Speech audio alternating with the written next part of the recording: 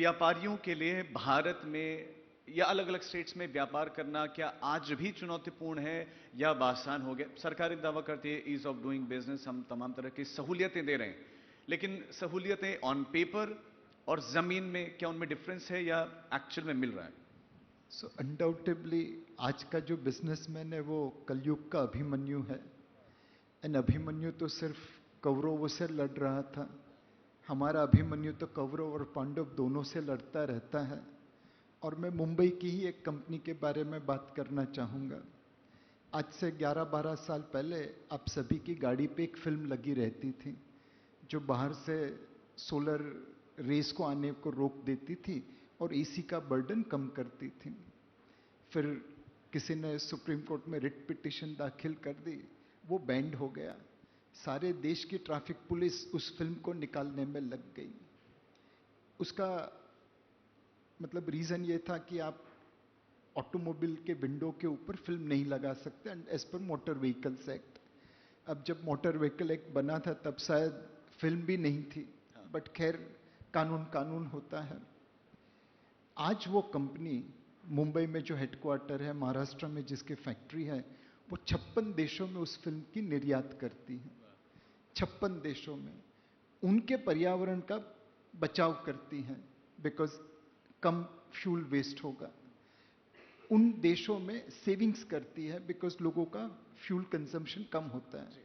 सिर्फ हमारे देश में वो इलीगल है।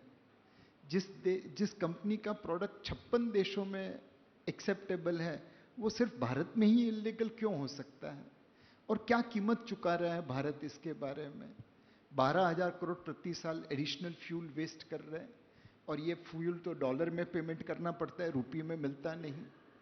सर थोड़ा सा और कुछ और विषयों पर भी बात करते हैं।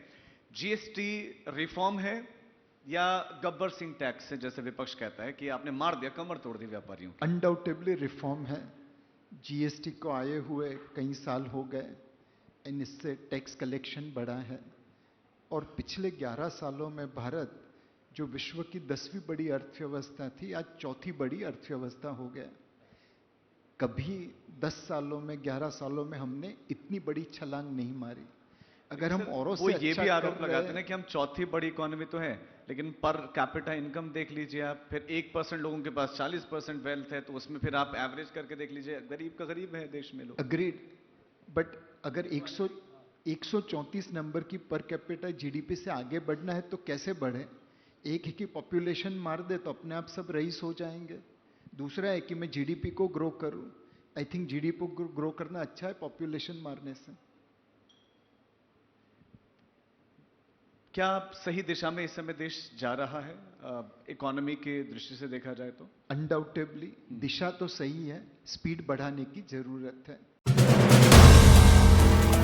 If you like the video, do like, comment, share and subscribe.